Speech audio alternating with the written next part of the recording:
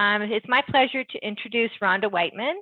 As many of you are aware, Rhonda is a stroke best practice clinical nurse specialist at Hamilton Health Sciences, and she supports the teams within Hamilton Health Sciences and the Central South Ontario Stroke Network to implement best practices for stroke care across the continuum. Rhonda completed her Master's of Nursing from University of Toronto in 2008 and her Bachelor of Science of Nursing from McMaster in 1989. She has maintained her Canadian Nurses Certificate in Neuroscience Nursing since 1994, and she also holds a part-time assistant clinical professor in the School of Nursing at the Faculty of Health Sciences, McMaster Universities in Hamilton. She's been a member of the RNAO Stroke Assessment Across the Continuum Best Practice Guideline Development and Review Panel, and she has presented a number of papers at regional, provincial, and national conferences in her over 35 years of nursing. So it's my pleasure to turn it over to Rhonda. Thanks, Tammy. And thanks, Tammy, for the lovely introduction. And thank you for inviting me to present this started out as your district, has now become for our region, and had over 350 people register for the event. So very great to see the depth and breadth and the interest in the presentation.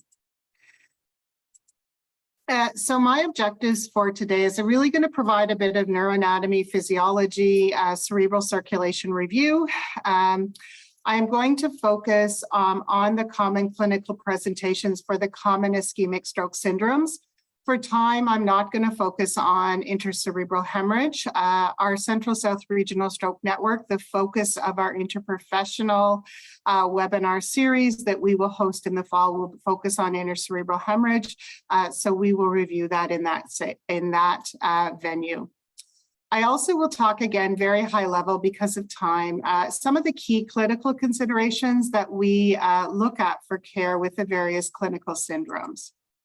So I'll start off our first poll to get a sense of who I have in the audience. And so Tina, if you can launch the poll, getting a sense of how knowledgeable are you of neuroanatomy and stroke syndromes? Not at all, limited, basic knowledge, moderate amount of knowledge, or very knowledgeable. You're like me, you love neuroanatomy and stroke syndromes.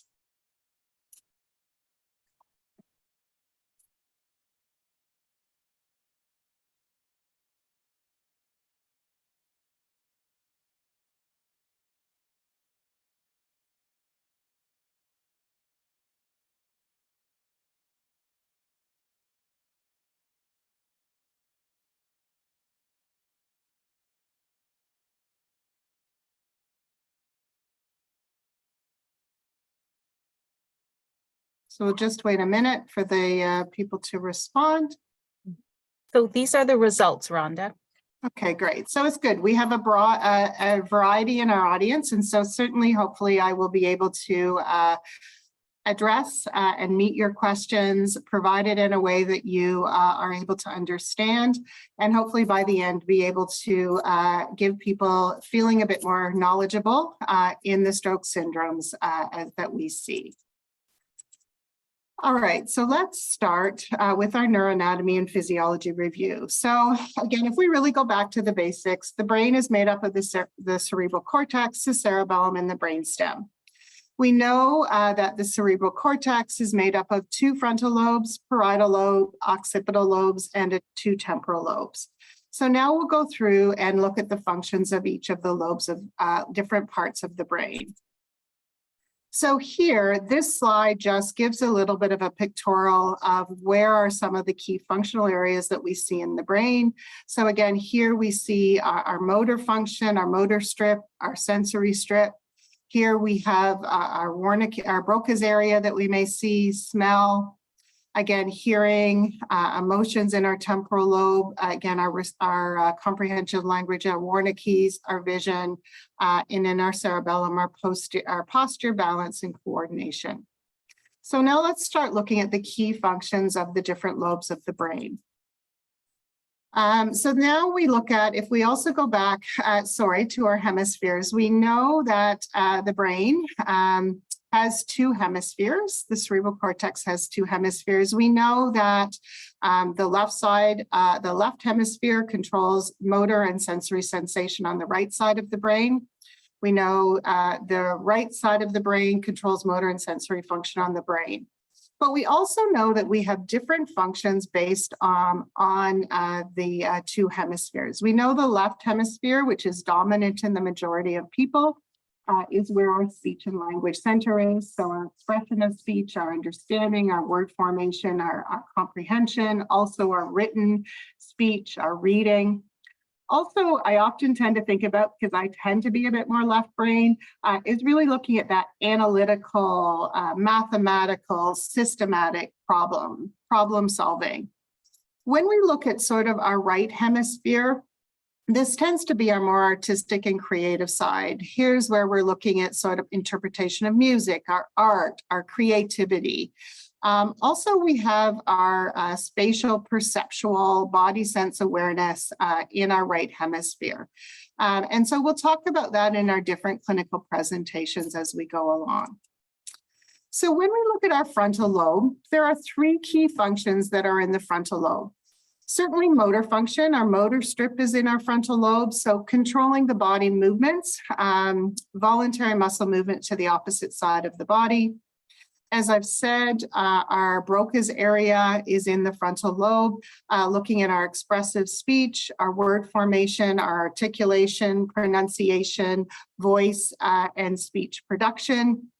The other really key area that we see is the prefrontal area. This really is a lot of that executive functioning, our ability to concentrate, our abstraction, our memory, our judgment, our insight, our tact, our inhibition, the ability to sequence, the ability to guide our behaviors in context of what the social norms are.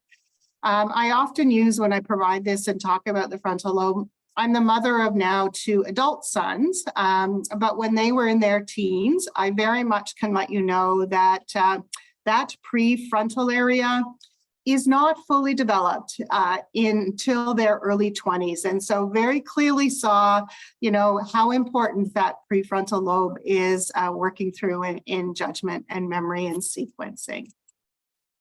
When we look at our parietal lobe, this is really our sensory function and our sensory control of the opposite side of the body. It is all of the inputs. It coordinates the interpretation of our sensory input. And so it really is looking at that sensory function, our body part awareness, our spatial perception, our touch perception, and really interpretation of all of the different elements of sensation. So looking at pain, temperature, pressure, 2-point discrimination are part of our frontal lobe, or our parietal lobe, sorry.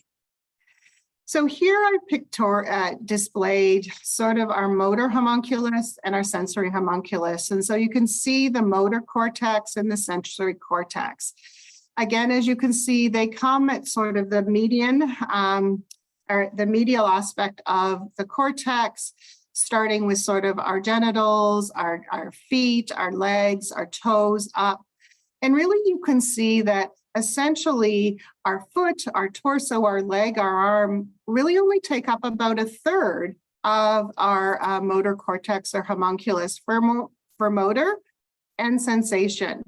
What you really see is, again, some of those areas where require significant control or sensation take up a large portion of it. So if we think about our hand movements, we think about all of our facial movements, our lips, our tongue. Again, if we look at sort of, our lower lips, our teeth, our gums, our tongue, our oropharynx, our intra-abdominal, if you think about all of those, and I sometimes when I think about this, especially when my therapists talk about dysphagia, you can really see how much of that is controlled as we go along. I see there's a raised hand. I don't know if there's a question.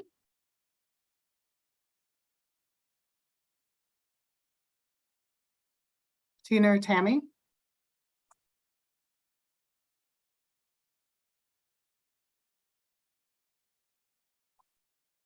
Tammy, did you have a question? Sorry, no, I didn't. I didn't. I did that by mistake. Sorry about that. It looks like Katie's raised her hand. I'm not sure if there's something there. I don't know.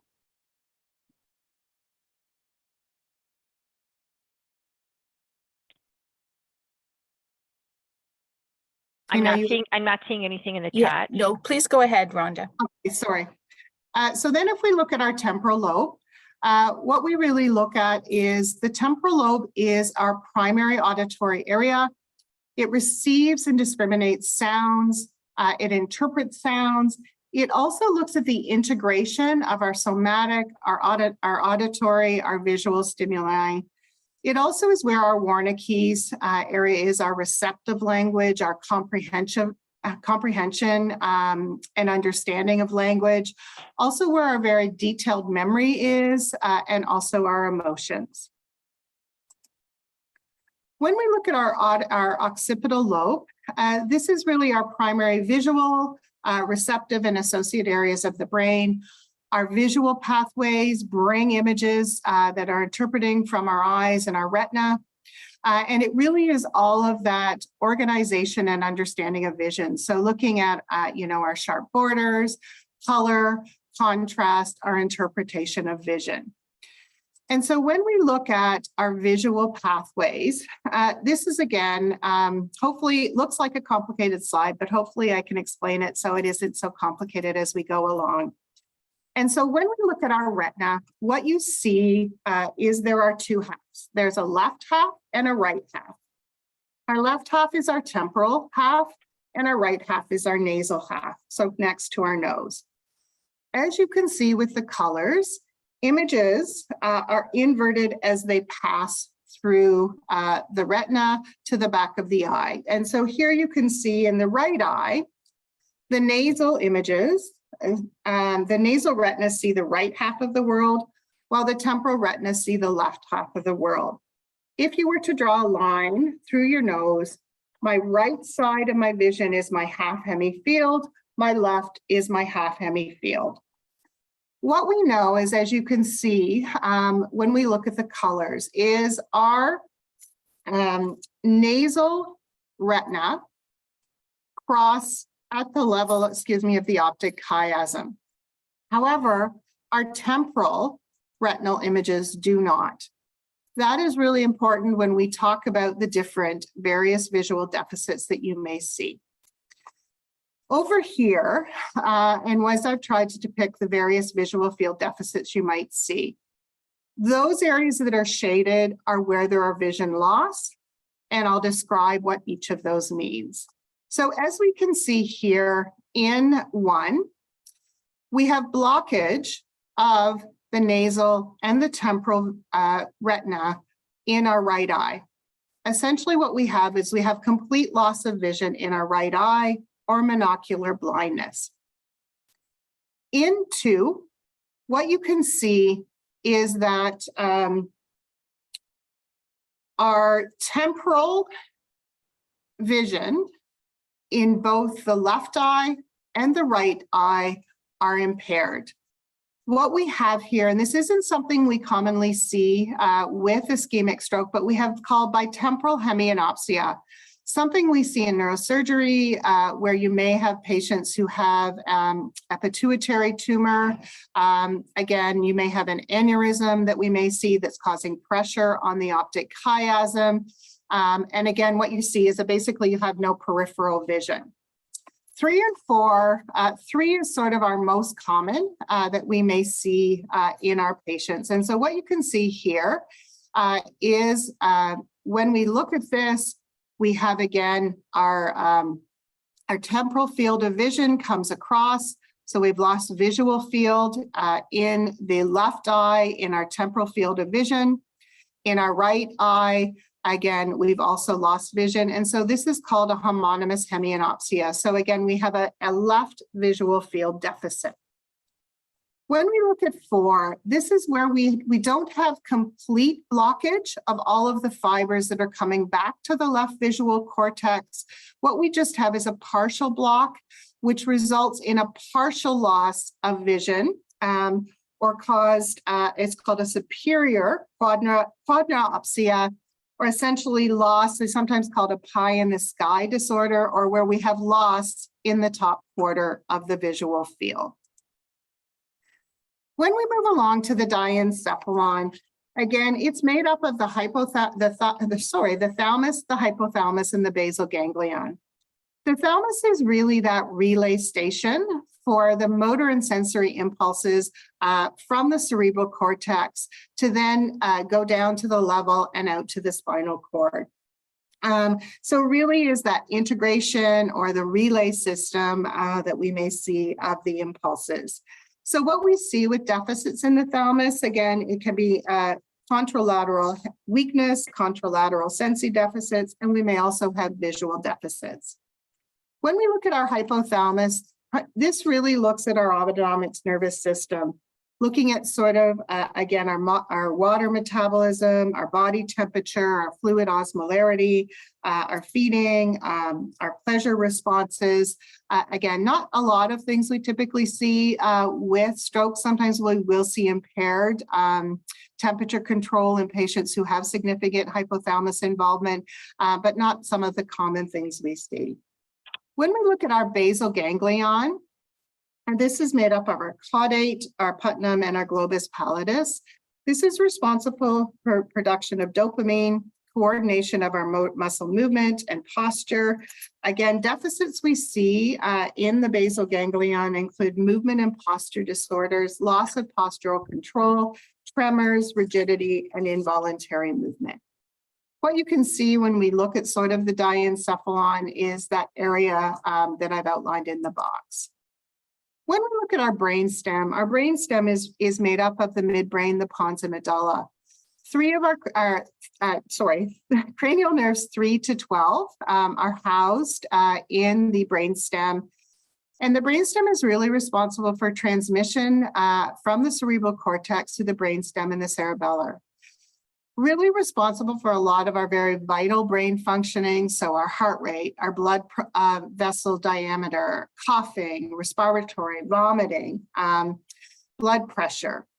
Also at the level of the midbrain is our reticular activating system. And that really is where we're looking at our arousal, our alertness, our our level of consciousness. And so if we're looking at patients who have increased intracranial pressure, who at the level of the tentorium are starting to see downward or uncal herniation and pressure at the level of the midbrain, that's where we're really seeing those significant alterations in our level of consciousness of our patients. And, they may need a lot of stimuli, painful stimuli to rouse. They may not be very alert. They may be more obtunded, very significant decreased level of consciousness. And it really is pressure on that reticular activating system. When we move on to the cerebellum, really is that balance, coordination, our equilibrium, coordination of our very fine motor movements. I often think about sort of some of the DUI, DWI, roadside driving tests as examples of deficits that you see in patients who have cerebellar dysfunction. Because if they're asking you to do a heel to shin, patients who have cerebellar dysfunction have a very wide, ataxic, staggering gait. They're not able to really coordinate that fine motor movement. If you're asking to then use their finger to touch their nose up to your finger, what you really see is a very ataxic difficulty. They may overshoot, they may undershoot. They have a lot of difficulty with that coordination of muscle movement. When we look at our cerebral circulation, the brain is the hungriest organ of the body, has very high requirements for oxygen and glucose. It takes up about 20% of the resting cardiac output and about 800 to 1,000 mLs of cerebral blood flow per minute. We know that we have an anterior and posterior circulation, and so our anterior circulation is supplied by our two internal carotid arteries. Our posterior circulation is supplied by our two vertebral arteries. Our anterior circulation and its branches are made up, supply 2/3 of the cerebral hemisphere. When we look at the internal carotids, we know they originate off the aorta. Before they come into the brain, they do give off to some extracranial arteries, the tympanic and the ophthalmic artery.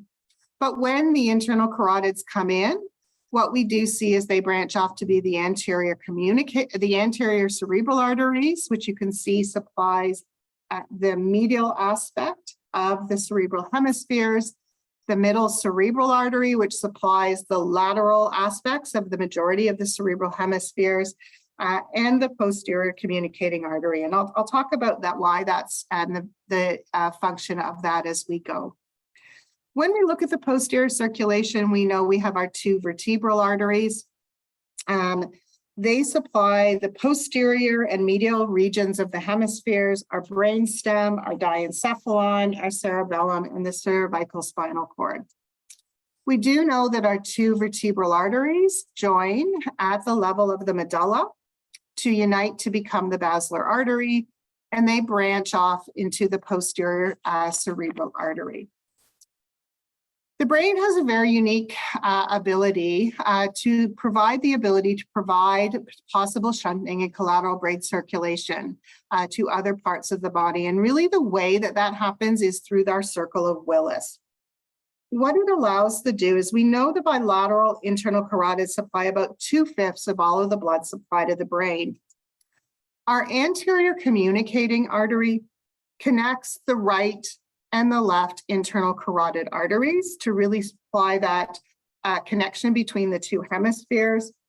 And we have our posterior communicating artery really connects the anterior and posterior circulation. The communicating arteries normally are at our low state, but have the ability to flow or shunt blood to another part of the body as necessary. So for example, if there is, say, a clot in the middle cerebral artery, the posterior communicating artery and the anterior communicating artery may shunt blood from the, so if it's in the left hemisphere, from the right hemisphere, and from the posterior circulation to really provide some collateral blood supply to the area supplied by the middle cerebral artery. However, often as we look in our pictorials, not everyone has as patent as a circle of Willis vessel as we do. And so there may be not everyone may have the ability to provide collateral circulation. How effective the arteries are or the vessels are to provide collateral circulation depends on the vessel size. So if there's a lot of atherosclerosis in the communicating arteries, in some of the cerebral arteries of the brain, obviously we're not going to have the ability to shunt as much blood. How quickly the occlusion happened, again, if it's a gradual occlusion due to atherosclerosis versus a very large, abrupt cardioembolic stroke, we may see that the ability to shunt and provide collateral circulation is not as well. Also, how intact? We know we have some patients who do not have an intact circle of Willis, and so may not be able to provide collateral circulation. So let's go on to sort of ischemic stroke, and we'll talk about sort of some of the risk factors of stroke, and also as the risk factors and etiology of the various ischemic stroke syndromes. So again, when we look at sort of our stroke risk factors, you all know as well as I do that there are modifiable and non-modifiable risk factors. Hypertension is the #1 modifiable risk factor for primary and recurrent strokes. It accounts for about 60% of the risk for stroke. Diabetes, the other thing we know about hypertension is the higher the hypertension, the systolic and the diastolic, the increased risk for development of stroke. Diabetes is a very potent risk factor, especially in younger patients, increasing the risk of stroke by 1 to 3%. Also increases the risk of stroke recurrence, and we know the outcomes after with diabetes tend to be worse. We know when we look at our high cholesterol or obesity, our smoking, our poor diet, our alcohol, again, these significantly increase the risk of heart disease and stroke. A recent stat was looking at obesity accounts for about 28% of the stroke burden. And so again, significant things to focus on with our patients. Atrial fibrillation accounts for about 20% of all of the strokes we see. We also tend to know that these have large clots, which tend to have large strokes and a significant burden of disease. When we look at birth control hormone replacement, the risk, certainly we know there is a risk of developing thrombosis, which is increased when we look at patients who smoke. We know age, though we are seeing an increase in stroke in younger individuals, with about 19 to 20% of all of our strokes affecting patients who are, again, young. The older I get, young is relative, but when we're looking under the age of 55, we're seeing an increase. But we still know that for each decade over the age of 65, the risk of stroke doubles. Men tended to have a slightly higher risk of developing stroke, which was looking at more so at their increased risk factors in this area. However, what we do know is women have an increased risk related to around sort of more pregnancy-related risks, menopausal related risks. A recent stat I had heard from one of my neurologists is that more women die of stroke than die of breast cancer. We also know African Americans have a 2-time risk of death and disability from stroke. We also know South Asians and Indigenous people have increased risk of stroke. Really, the increased risk is related to the increase of risk factors, hypertension, diabetes, smoking, with the African American sickle cell disease. So it really is more risk factor related. The other thing we know is when we look at patients with large vessel strokes, there's a 3 times more likely to have a first-degree relative who had a very early stroke or heart attack. And so again, there is a bit of a hereditary link that we may see. Again, I often talk, when I talk about stroke and stroke etiologies, again, based on what Dr. Oshkowski really talked to me is when I learned is that it's a plumbing problem. It's a problem of the pump, the pipes, or the fluid. And so it really, when we break down our etiologies, that really is what we're seeing. We know about 20% of our strokes are caused by atherosclerosis, atherosclerotic disease of the large arteries. Sometimes we know there may also be dissection or vasculitis causing inflammation, which is causing plaque to grow. About 25% are small vessel disease, so disease of the small penetrating arteries. About 20% may be pump related, so cardioembolic, so either atrial fib, a dilated cardiomyopathy, patent form in ovale, where there's shunting of blood from the ventricle, the atrium to the ventricle, endocarditis, which may be able to either bacterial, that we may see a clot in the heart, plaque, aortic plaque rupture. Sometimes we'll see masses in the heart may break off.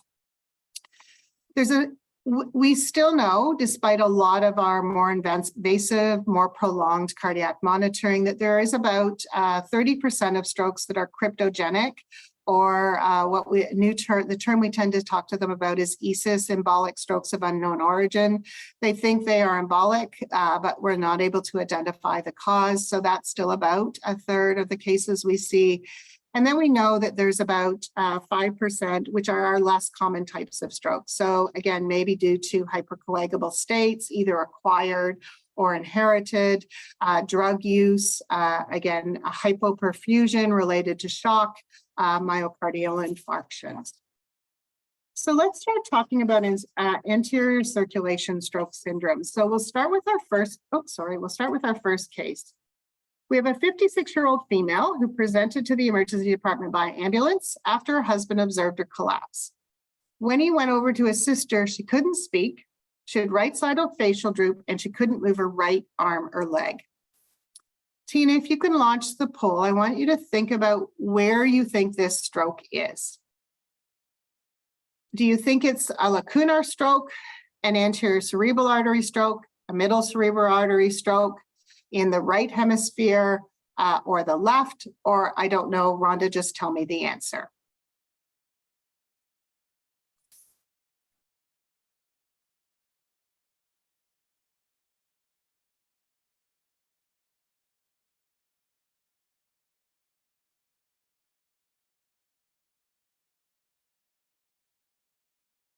Okay, Tina, just for the sake of time, I think we'll stop the poll. Again, the majority of people are identifying that it is in the left middle cerebral artery, and that is where it is. And so let's talk about left MCA strokes. So again, when we talk about middle cerebral artery strokes, as I've said, they're our most common strokes we see, with about 2/3 of our ischemic strokes as a result of occlusion of the middle cerebral artery. The middle cerebral artery supplies, as I said, the lateral aspects of the frontal, the temporal, the parietal, and the occipital lobe. Our patients who have middle cerebral artery strokes are our most severe strokes that we see. Again, what do we see? Again, these patients have significant deficits. So they have hemiplegia, sensory loss of the face, arm, and leg. They have homonymous hemianopsia, so they have loss of vision in the right visual field. Our case, it was in the left hemisphere, the dominant hemisphere, so they had aphasia, could be expressive, receptive, or it could be global. Again, if it was on the right hemisphere, we may see neglect. Again, because they're big, and if we're having a bit of edema, they may have a bit of headache. Again, there also may have a lot of, again, the frontal, where they're having confusion, difficulty processing, cognitive impairment as we're going. These patients really have all of the impairments, require all of our approach of our interdisciplinary team. We're really looking at all aspects of our recovery for these patients. You know, we're looking at improvement of their functional recovery of their arm and their leg. We're looking at improving their functional mobility. Again, they tend to have fairly dense weaknesses, so we're looking at having these patients on a hemi-arm protocol, protecting the arm during transfers, proper positioning in bed to prevent shoulder injury and shoulder pain. Again, because of their visual neglect deficits, their hemianopsia, we're really looking at, with our team, looking at our visual perceptual facial difficulties. We're looking at improving their ADLs. Again, looking at communication, supporting their ability to communicate and understand. Again, because of their facial weakness, again, they may have a lot of difficulty with dysphagia. They may have difficulty, they require altered texture, so they're requiring our RD and our SLP to work together. Again, if they're having the neglect, that could be really problematic. Again, in this case that we had, it was more in the left hemisphere, but if they have right hemisphere involvement, that neglect and lack of body sense awareness can put that patient significantly at risk of falls. I've seen patients who, again, are completely flaccid on their left side, who try and get out of bed and walk. And you sort of say, you know, Mr. Smith, why did you get up? You know, you have your weakness in your left side. And they look at you like, I don't understand what you're saying. There's nothing wrong with my left side. It's because it's not a vision, it's that they actually don't recognize or perceive that that part of their body is theirs. These are patients who may be up in the wheelchair with their hemi-arm in the arm board. It slips out, it's caught in the wheels of the wheelchair and they don't know. So really that neglect, that inattention, that lack of awareness because of the right hemisphere puts these patients at significant risk for falls and significant risk for injuries. Let's move on to our next case. So if we look here, we have a 55-year-old female who presents to the emergency department with right leg weakness, impaired gait. Her family described that she had trouble doing common tasks at home. She lacks initiation and she's been very emotionally labile. Tina, if you can launch the poll, I want you to think about where it is. Is it a lacunar stroke, an anterior cerebral artery stroke, a middle cerebral artery stroke, a posterior cerebral artery stroke, or again, Rhonda, I don't know. Please just tell me the answer.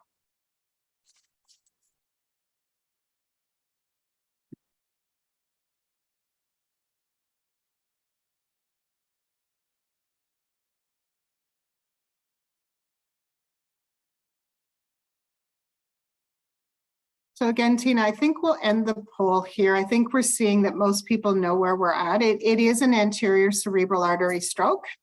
So either my case studies are really simple and or the group really knows where I'm going with this, which is good either way.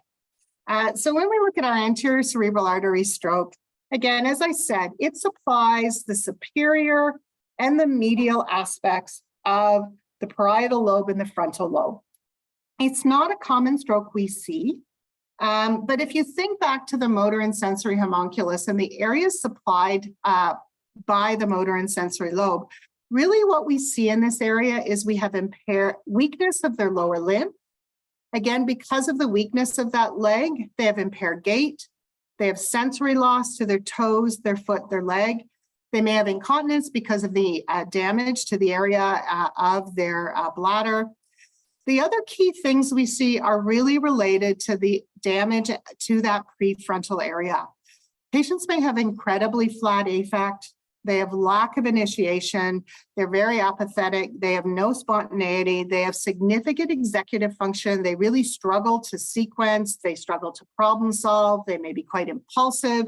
They may be quite inappropriate in their words. And really, what does this mean? So again, obviously, we're focusing on, the mobility and the functional recovery of their leg and their sensory loss.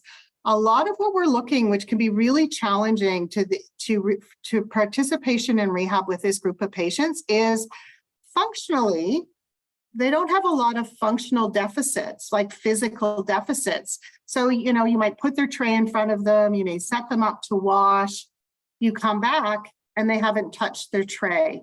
They come back and they haven't washed. And you ask them, are you going to eat your breakfast? No, I'm okay, I'll do it later. It's because they're not able to initiate, they're apathetic, they're just not able to sequence, to walk through. The same thing, they may look at the basin, may not be able to sequence and see what it may be able to do. You're saying, the therapist come in and say, let's go for a walk, Rhonda, let's get up, let's get you moving, let's work and get building up your strength in that leg. And I'm like, no, it's okay, I'll do it later. Really not able to engage, move forward. And so really, these patients really may need help with sequencing, cueing. They may need a lot of encouragement. They may need a lot of motivation to participate as they're going. I've seen some situations where that frontal lobe impairment is so significant that they may require medications to really help promote that as they're going. The other area that can be really quite concerning with anterior cerebral and frontal lobe damage is really that lack of impulse, that lack of modulating factor as to what's appropriate, what's not appropriate. So sometimes you'll see, an elderly woman who's naked in the bed, who's swearing, which is not at all what she would do. You may see other individuals who are sexually or verbally inappropriate, whatever they think in their brain. If there's a young nurse that they think is pretty, they're going to come out and say something inappropriate. They really don't know. They have no frontal lobe, as I sometimes will say, to really modulate that, okay, it's not okay to say this, and it's not appropriate. It can be very devastating and very upsetting for families. So let's move on to our next case study. And I don't think we'll launch the poll here, but we'll go. So here we have a 73-year-old female who presents to the emergency department with a 2-day history of right leg weakness and slurred speech. Shouldn't want to bother anyone when her right leg and right arm became weak. She called, but when her right arm and leg became weak, she called 911. She does have a history of hypertension and non-insulin dependent diabetic. Her CT shows a small infarct, but also a previous infarct in the same area. In this situation, we're talking about lacunar strokes. It's about 25% of all ischemic strokes we see. What these are it's a hallmark for small vessel disease. These are caused by small plaque or atherosclerosis of the small penetrating arteries of the middle cerebral artery or the anterior cerebral artery. Predominantly what we see, because as you can see, it's in deep within the brain. So we typically see these affect the basal ganglion, the putnam, and the thalamus. Lacunar comes from the Latin word meaning hole, and it's used to describe the post-healing legs or blackened cavities that will show up in CT after there's been a stroke. In our case study, she had a previous lacunar stroke. We know with some of the research that has gone into covert strokes is that the presence of covert or small lacunar strokes not affecting areas of the brain which are represented in functional impairment puts the patient at significant risk for development of vascular cognitive dementia. There is a significant focus on this in focusing on prevention of further lacunes and further covert strokes by looking at risk factor management. So looking at hypertension, diabetes, hyperlipidemia. And as you can see, the risk factors for lacunar strokes really are sort of hypertension, most common, diabetes, advanced age, smoking, hyperlipidemia. So all really a lot of those cardiovascular risk factors that would cause atherosclerosis to occur. The other thing that we do know with some of our lacunar strokes is about 23 to 41% may exhibit neurological deterioration after the symptom onset.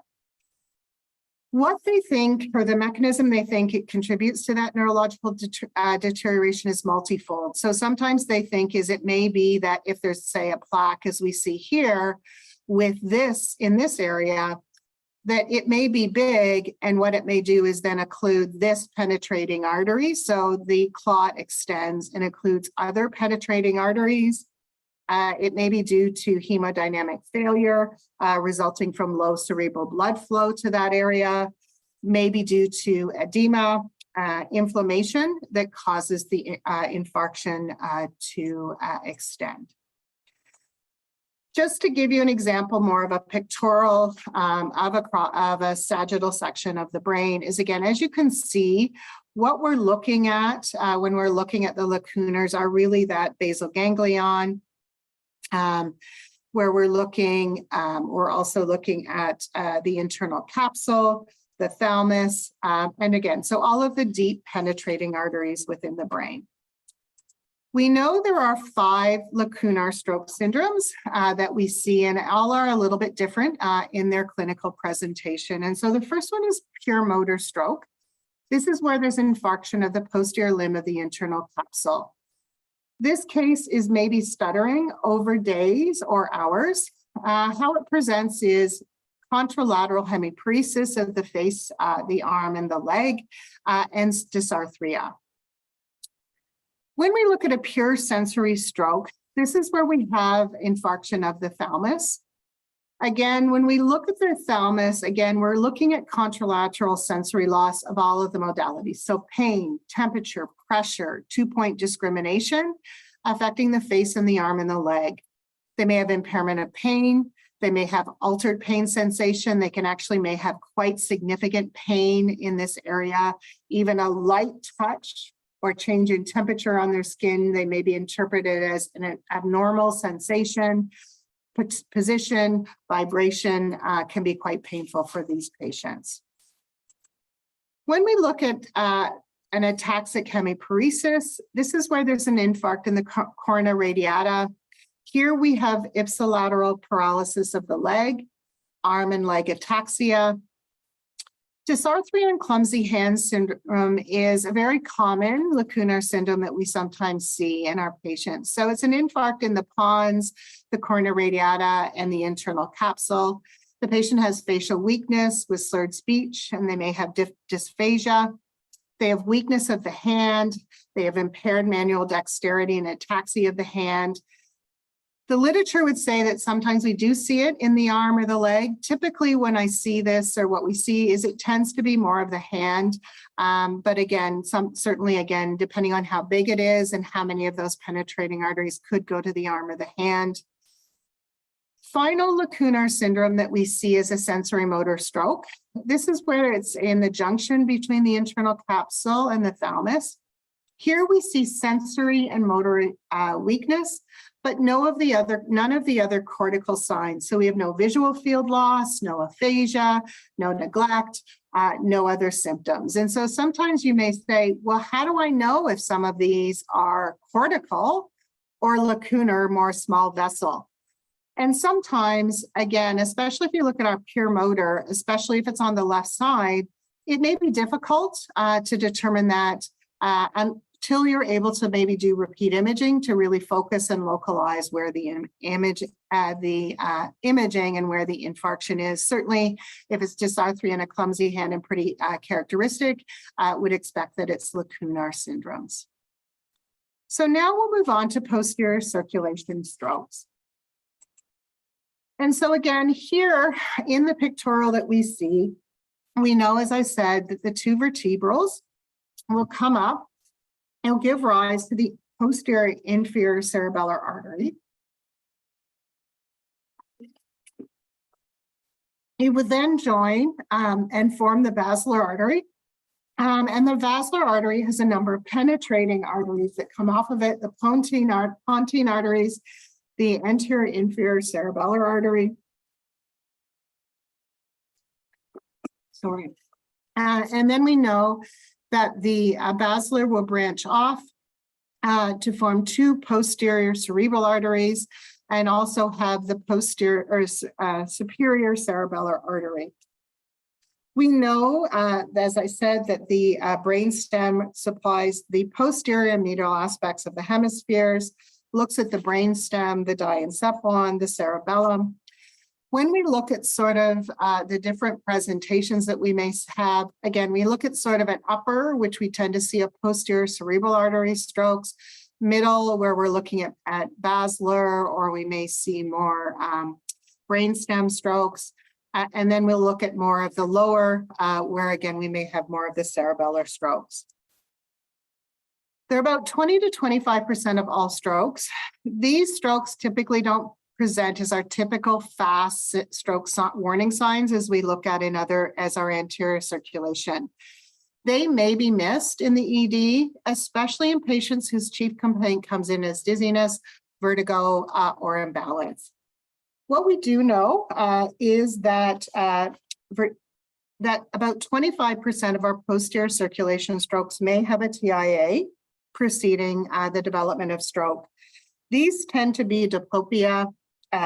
We may have vision loss, vertigo, ataxia, impaired sensation, cross findings.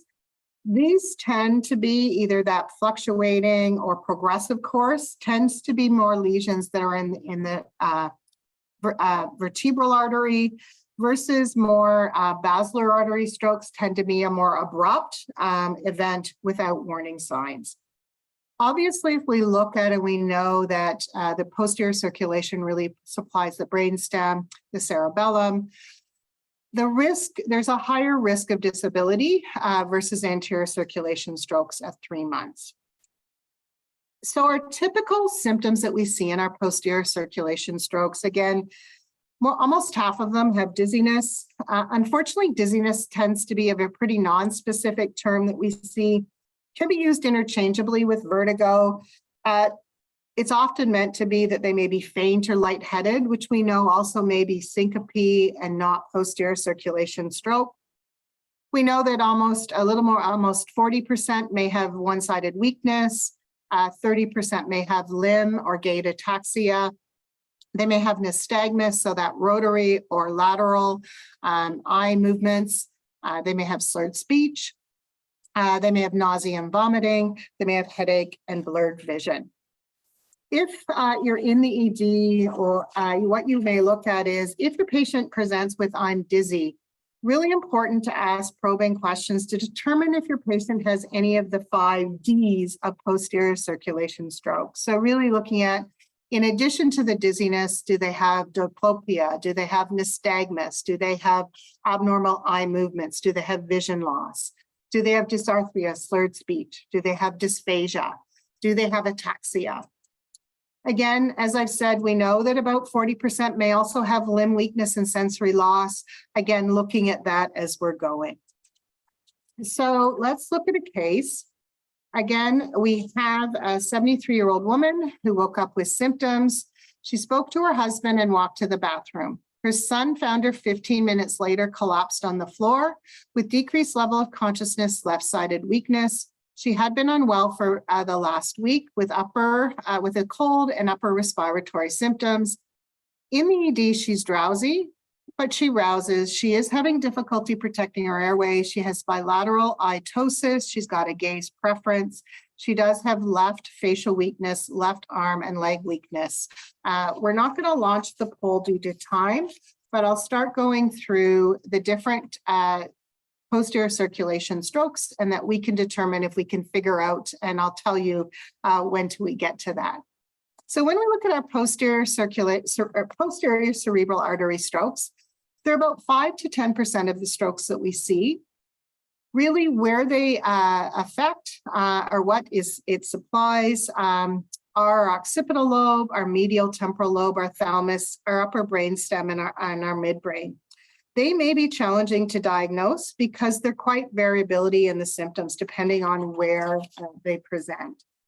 What we see in posterior circulations or posterior cerebral artery strokes, really depends on the area of the brain that's involved. So is involved. So if we look at if the occipital lobe's involved, we're having visual field loss. They may have, sometimes our PCA strokes have very much that loss of vision in one particular quadrant.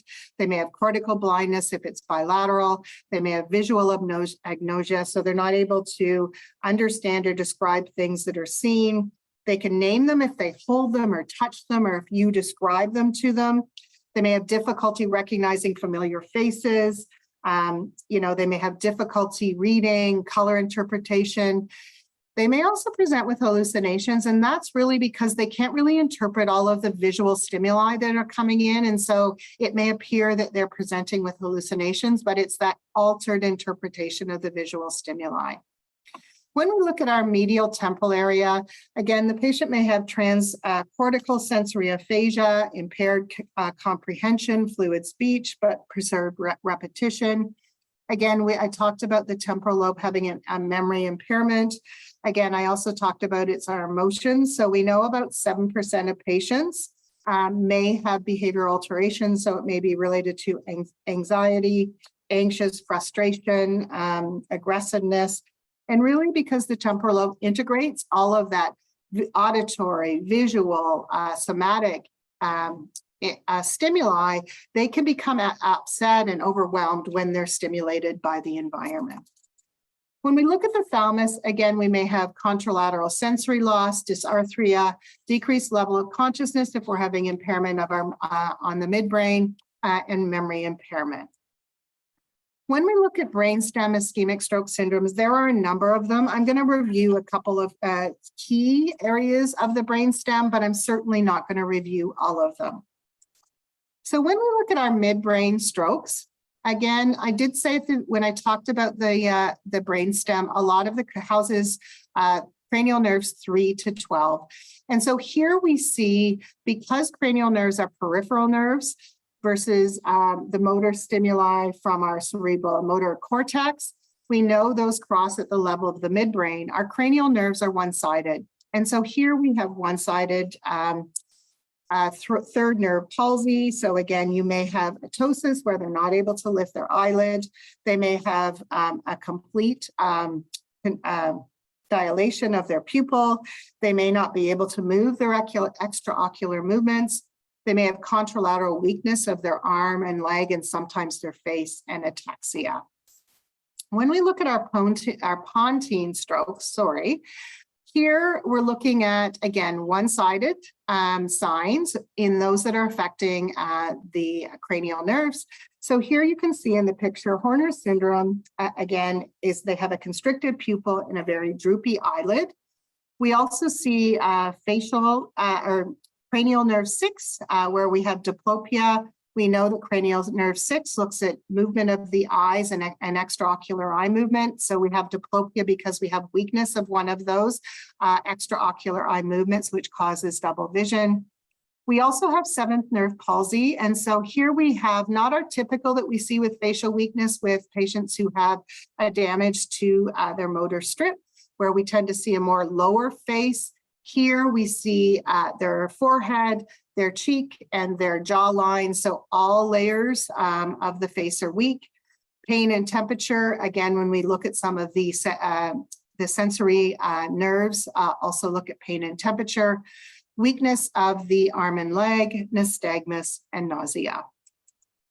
When we look at top of the basilar, and again, and this is what our case presented with, this is where we're looking at either thromboembolism occlusion of the distal mid-basilar and its perforators. It affects the midbrain, the thalamus, the temporal lobe, and the occipital lobe. They may have hallucinations, they may have behavioral changes, they may have disorientation. Because of the impact on the midbrain and the reticular activating system, they may be quite decreased level of consciousness, they may be obtunded, you can't keep them up. They have visual deficits, nystagmus. Again, because of the damage to the occipital lobe, you may see ocular, motor, or cortical blindness. May be missed, especially because of confusion and unawareness. When we look at locked-in syndrome, this is an infarction of the lower pons caused by occlusion of the mid-basilar artery. This is a very debilitating disease in that the patient has complete paralysis of their arms and legs. They may have horizontal gaze paralysis, bilateral facial paralysis, tongue, mandibular weakness, inability to speak, no facial movements. They may have dysphagia, require enteral feeding. They may be unresponsive to painful stimuli. They may not be able to manage their secretions. They may require tracheostomy or long-term ventilation. However, they are aware. They have the ability to hear, the ability to see, and the only way they may be able to communicate is with eye movements. These patients require significant support. They may require augmentative communication. They may require, again, a lot of respiratory support that we may go. I'll talk about our last two syndromes because we're getting to the end of time. Our lateral medullary syndrome is our Wallenberg syndrome. And so this is where we have infarct in the lateral medulla of the brainstem resulting from occlusion to our superior cerebellar artery. Again, what we see in this group is they may have a lot of vocal hoarseness, dysphonia. They may have visual deficits, so they may have nystagmus, diplopia, vertigo, nausea. They have Horner's syndrome. They may have ipsilateral gait ataxia. They have significant dysphagia, and they are significant risk. They may require long-term feeding. They're significant risk for aspiration. They may not be able to tolerate their secretions. They're not able to tolerate their cough. They have increased, they're not able to initiate a swallow. They're increased risk for pneumonia and may require tracheostomy, ventilation, and also may require long-term feeding. Our final posterior circulation stroke is our cerebellar stroke. Cerebellar strokes account for about 1 to 4% of the posterior circulation strokes. May be caused by thrombotic, cardioembolic, so atrial fib or PFO, aortic artery dissection. Again, our symptoms very much are related to the functions of the cerebellum. So ataxia, vertigo, nausea, vomiting, dysarthria, and nystagmus. Again, because of where the cerebellum is in the posterior fossa, there isn't a lot of space if there's any swelling of this. And so it's really, these patients may deteriorate, rapidly deteriorate in their level of consciousness in the first 24 hours. They have twice the mortality rate of more common cerebral circulation because of the swelling. You know, you have mass effect, you have herniation, and these patients may require transfer to the Regional Stroke Center for neurosurgery, hemicraniectomy to create more space in the area. So in conclusion, and I apologize, I didn't leave much time for questions. Again, when we look at our anterior circulation ischemic strokes, we're really looking at our middle cerebral artery, our anterior cerebral artery, and our lacunar stroke syndromes. Our posterior circulation ischemic strokes are looking at our posterior cerebral artery, our brainstem, and our cerebellar strokes. Really important to recognize the signs and symptoms of the various stroke symptoms so you can anticipate the deficits your patient may have and provide your care accordingly. I don't know, Tina, if we have time for any questions or if there are any pressing questions, or if I just respond to those in the group chat, if that's better. I'm not sure your thoughts. Well, we are at 3 o'clock, so can appreciate that there may be participants that will have to leave. So we do want to thank you very much, Rhonda, for jam-packing this hour with information. And thank you to a fantastic audience.